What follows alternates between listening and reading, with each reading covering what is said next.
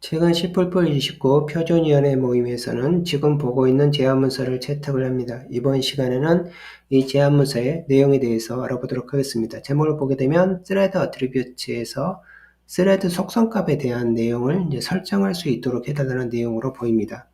우리가 일반적으로 C++에서 thread를 만드는 방법은 thread라는 타입을 이용하거나 jthread라는 타입을 이용해서 스레드를 생성을 할 수가 있습니다. 그럴 때 전달되는 인자를 보게 되면 함수하고 아규먼트만 전달을 하거든요.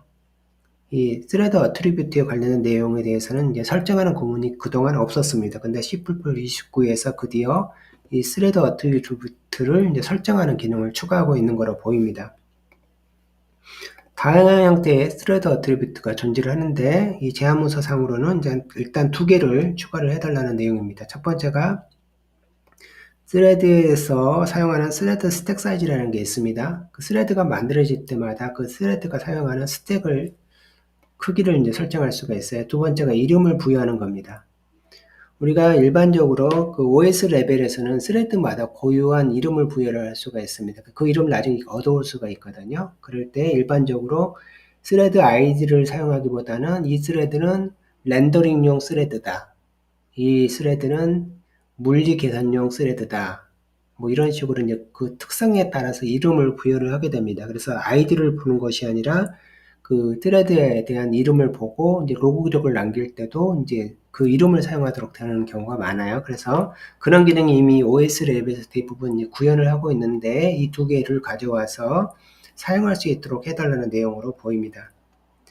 제안문서를 보니까 리비전 9로 되어져 있어요. 그 9번에 대한 문서가 이제 표준위원회에 제출이 되는 거라고 확인할 수가 있는데, 일반적으로는 그 표준위원회 모임은 1년에 2번 합니다. 전반기, 후반기 이렇게 모임을 하고요. 그 다음에 그 밑에 있는 또 소그룹들은 한두 번씩 더 하는 경우가 있습니다. 그래서 일반적으로는 1년에 2번에서 4번 정도 이렇게 한다고 보시면 되는데, 여기서 이제 만약에 2번 했다 그러면 4년 정도 걸린 거고요. 4번 했다 그러면 한 2년 정도 걸린 겁니다. 그래서 한 2년 정도 이 제안문서를 제출을 해서 최종적으로 이제 승인이 됐다라고 보면 될 것 같습니다. 그래서 뭐 다양한 내용들이 나옵니다. 그래서 최종위원회 이제 브루노라는 데서 그 표준위원회 모임을 했는데 거기서 최종적으로 이제 결정이 난 겁니다. 그럼 어떤 식으로 사용할 수 있도록 해달라는 내용이냐 보면 여기 이제 코딩이 나옵니다. JThread를 사용을 해서 스레드를 만들고 있어요. 그럴 때 일반적으로는 이런 식으로 함수 이름하고 아규먼트를 던집니다. 이제 기존에 이렇게 사용을 해왔어요. 그런데 이 부분을 추가해 달라는 거예요. 두 개를. 첫 번째가 보니까 name 언더바 힌트라고 해서 이 부분은 thread에 대한 이름을 부여하는 거고요. 그 다음에 이 부분은 thread에 대해서 스택 사이즈를 설정하도록 되어져 있습니다. 512kB로 되어져 있어요. 그리고 이름마다 보면 힌트란 말이 들어가 있습니다. 그래서 이거는 꼭 이대로 구현을 해달라는 것이 아니라 이거를 보고 힌트 삼아서 구현할 수도 있고 아예 무시할 수도 있는 겁니다. 예를 들어서 512kB라고 했는데 뭐 1메가를 줄 수도 있고 아예 이런 게 없는 경우도 있을 수가 있어요. 그냥 고정으로 OS가 지원하는 고정값을 사용할 수도 있고 어쨌든 힌트로 사용한다는 의미입니다. 그래서 이 부분을 이제 하면서 그 OS별로 이제 그 구현 사례를 예를 들고 있어요.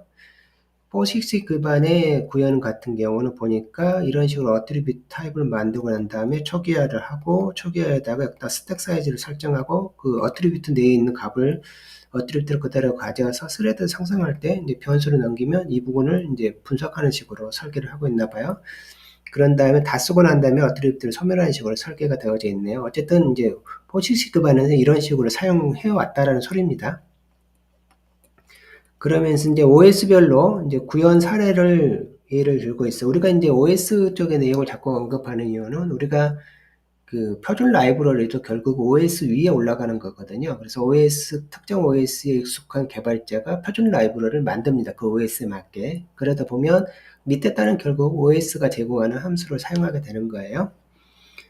여기 첫 번째 내용은 보니까 그 이름에 대한 내용입니다. 스레드 이름을 어떻게 그 OS 레벨에서 쿼리를 하고 있느냐라고 했을 때, 일단 OS 항목하고 생성 시점, 생성 후, 그 다음에 쿼리에서 이제 상승 이후에 이제 쿼리할 수 있는 함수에 대한 내용을 언급을 하고 있어요.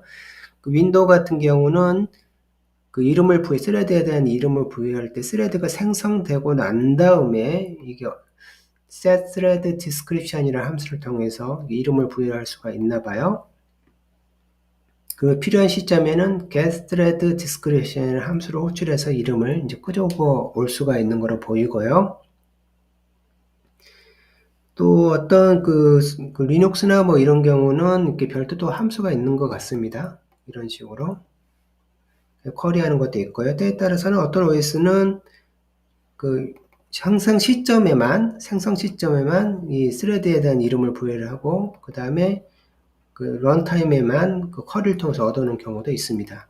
어쨌든 다양한 OS가 존재를 하는데 이런 OS에서 모두 다 이제 구현하는데 문제가 없다라는 것을 이제 보이기 위해서 테이블을 작성한 것 같습니다. 다음으로는 그 스택 사이즈에 대한 내용이네요. 스택 사이즈를 보니까 이제 대부분 크리에이션 할 때 스택 사이즈를 결정합니다. 스레드가 생성된 이후에는 이 스택 사이즈를 건들면 문제가 되기 때문에 그래서 대부분 OS 보면 이런 식으로 윈도우 같은 경우 create thread라는 win API를 호출하면서 스택 사이즈를 부여하도록 되어져 있고 그 다음에 실행 시간에는 그 할당된 사이즈를 얻을 수가 없네요. 함수가 없어서 뭐 이런 식으로 쭉 OS별로 정의를 하고 있습니다. 구현상에는 역시 이제 문제가 없다라고 얘기를 하는 거고요. 그래서 실제 어떤 식으로 해달라는 내용인지는 이제 마지막 내용에 나옵니다. 그래서 두 개의 파트로 언급이 되어져 있어요. 첫 번째가 JS레드에 대한 내용일 거고 또 하나가 이제 스레드에 대한 내용일 거면 내용은 동일해요. 어느 쪽이든 제가 하나만 가지고 얘기를 해보도록 하겠습니다. 일단 스레드 쪽으로 가서 한번 얘기를 보면 스레드 내에 스레드라는 이 클래스 내에다가 이러한 걸 만들자는 겁니다. 이렇게 네임 언더바 힌트라는 걸 만들어서 이런 식으로 그 다음에 네임 언더바 힌트로 해서 이렇게 지금 이게 이제 프라이머리 템플릿이고 이 부분은 템플릿 그 가이드 같아요. 그래서 추론할 수 있도록 해주는 형태로 해서 템플릿 클래스 템플릿 디덕션 가이드라고 부릅니다. 이걸 이렇게 부르는 요 구문을 지금 쓰고 있는 거로 보입니다. 어쨌든 최종적으로 얘가 이제 만들어지는 거예요. 네임 언더바 힌트라고 해서 그 다음에 스택 사이즈 힌트라고 해서 타입이 만들어집니다. 요거는 이제 추가한다는 거예요. 추가하고 난 다음에 이제 이 부분도 같이 이제 수정을 합니다. 기존에 스레드를 만들 때 사용한 이 스레드에서 생성자입니다. 생성자에서 이 부분을 이게 보면 이게 스레드 클래스 내에 있는 생성자인데 보면 여기 있는 함수가 일반적으로 처음에 오도록 되어 있는데 이 부분을 이제 없앤다는 소리예요. 그래서 여기다가 모든 기능을 이제 집어넣고 이 부분은 해석을 좀 더 이제 달리 합니다. 어떤 식으로 해석하느냐면 여기 이제 설명이 나와요. 해석하는 방법에 대해서는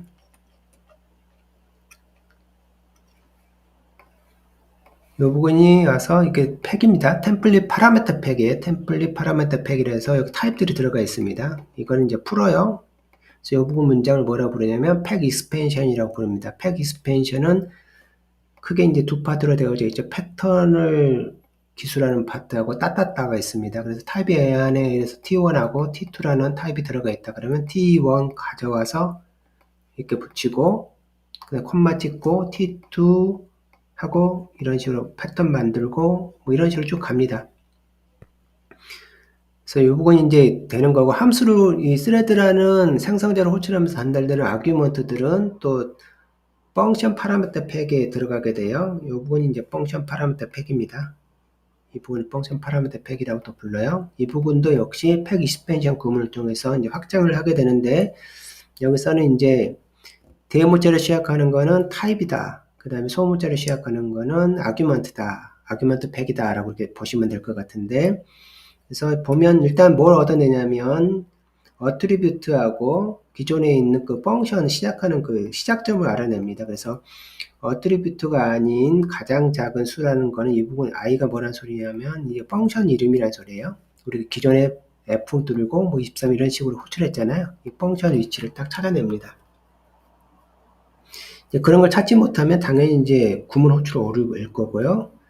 그래서 이런 식으로 타입 그 펑션 타입은 f가 되고 그때 전달돼 가면 f가 됩니다. i를 통해서 얻어오면 이 부분도 이제 최근 10불 20 600에 추가된 내용이죠. 이제 그걸 이용을 하고 있네요.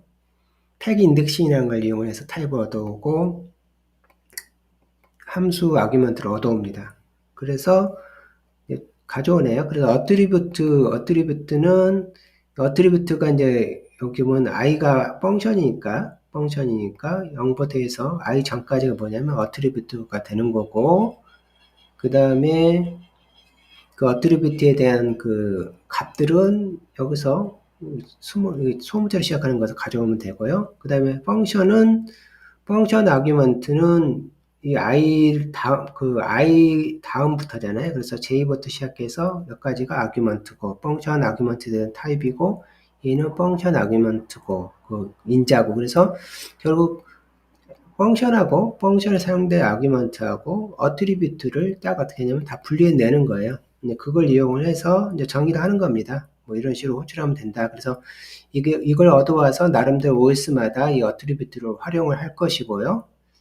최종적으로 이제 여기 두 개의 이 부분은 그 펑션하고 아규먼트를 가져와서 이런 식으로 호출을 할 겁니다. 이런 식으로. 그래서 아마 이제 OS마다 좀 다르긴 하지만 최종적으로 이렇게 호출하게 되는데 이 앞에 이제 코딩이 들어가겠죠. 때에 따른 이 뒤쪽에 들어갈 수도 있고요. 이 어트리뷰트를 얻어왔기 때문에 그래서 그걸 이용을 해서 OS마다 이제 필요한 방법으로 이제 구현을 한다라는 내용입니다. 자, 이번 시간에는 최근 10.29 표준위원회 모임에 체크된 스레드 어트리뷰트를 설정하는 제안 문서에 대해서 알아봤습니다.